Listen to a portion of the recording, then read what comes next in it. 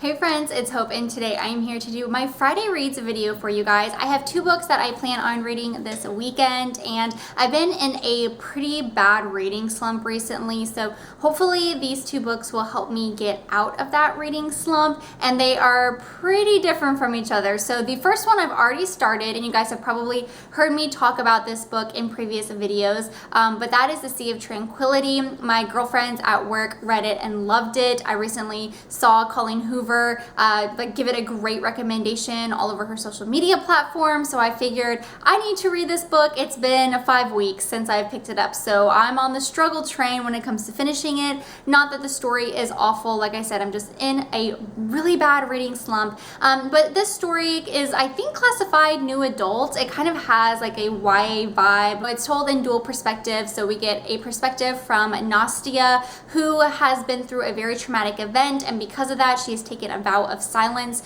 She has moved into a new town, is going to a new school, kind of trying to build relationships without really being able to communicate like everybody else. We also follow perspective from a boy named Josh, who has recently lost his whole family. He is emancipated and he's kind of like this invisible boy, and of course with any story that has a dual perspective, two characters with some really complicated lives, they end up forming a very unique friendship and a very unique relationship, and they help each other out through some really tough times. So far it's been really good. Like I said, I am about 55-60% of the way through, and I still do not know exactly what happened to Nastia for her to take this vow of silence. So I'm assuming the last 40-30% is going to knock me off my feet, fingers crossed, but I plan on continuing to read that this weekend, and spoiler alert, I'm going to be reading that for the booktubeathon as well. So with that said, I did want to try and pick up a book this weekend that I'm not reading for a booktubeathon,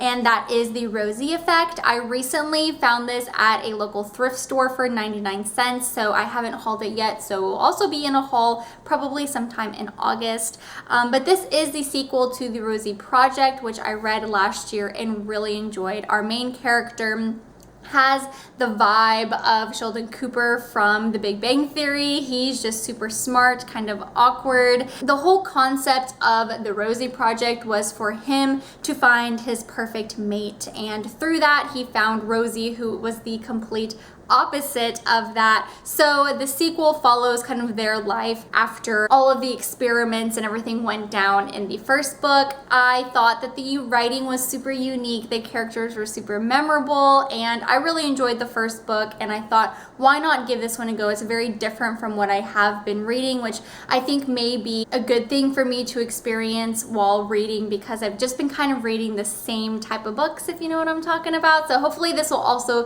kind of pull me out of that reading slump as well. All right, friends, well, those are the two books that I plan on reading this weekend. Let me know down below what you guys are currently reading, and if you guys are participating in booktubeathon. I do believe my booktubeathon TBR will be posted here in a few days, probably on Sunday since it starts on Monday. But yeah, so just look out for that. I know I'm gonna have a very late TBR, but you guys forgive me, I know you do. Anyways, thank you guys so much for watching. I hope you guys have a wonderful weekend, and I'm sure I will see you guys soon. Bye.